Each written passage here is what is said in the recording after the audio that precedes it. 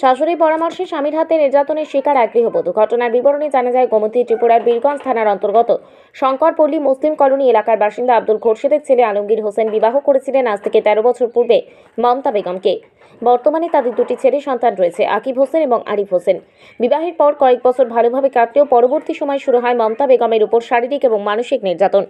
প্রতিনিয়ত স্বামী আলমগীর হোসেন নতুন প্রেমিকাদের সাথে ফোন আলাপে ব্যস্ত থাকেন। এ যেন লাইলি মজনুর প্রেমকেও হার মানাবে। এমনভাবে প্রেমে মত্ত হন গুণধর স্বামী, বাহুবলী স্বামী আলমগীর হোসেন।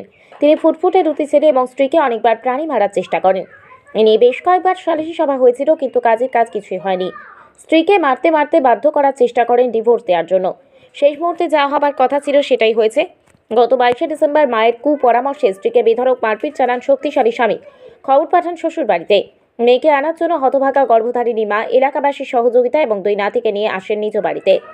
মায়ের বাড়ি ঊনকোটি জেলার কৈলাসহর খাওড়াবিল পঞ্চায়েতের অন্তর্গত হওয়ার কারণে মা স্থানীয় ইরানি থানাতে লিখিত আকারে অভিযোগ দিয়েছেন। এখন দেখার বিষয় পুলিশ প্রশাসন তদন্তক্রমে কী রহস্য উদ্ঘাটন করে। সেদিকে তাকিয়ে রয়েছেন অসহায় পরিবার ও ন্যায় বিচার পাবেন এই আশায় দিন গুনছেন। আচ্ছা, আপনার নাম? মমতা বেগম। আপনার স্বামীর নাম? আলমগীর হোসেন। আপনার গ্রাম কোন জায়গা? Kamalpur Shankarpalli Muslim colony. এটা কোন ডিস্ট্রিক্ট? গোমতী ডিস্ট্রিক্ট। আচ্ছা, কি সমস্যা হয়েছে আপনার? আমার বিয়ে হয়েছে 13 বছর চলতেছে। আচ্ছা, বিয়ের পর কয়েক বছর ভালোই ছিলাম।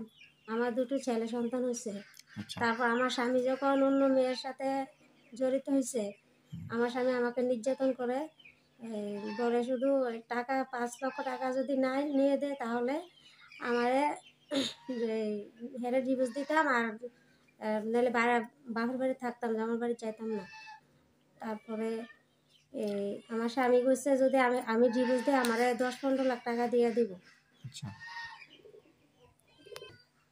আমার স্বামী অনেকবার আমারও মারছে, আমার ছেলেরও মারছে, মারার ধমকি দিছে আমারও।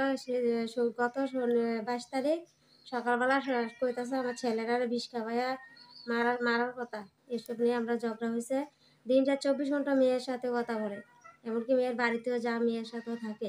আচ্ছা, আর আমার শাশুড়ি শুধু ছেলে দুষ্টাই দেয় না, শুধু বউ দুষ্টাই দেয়।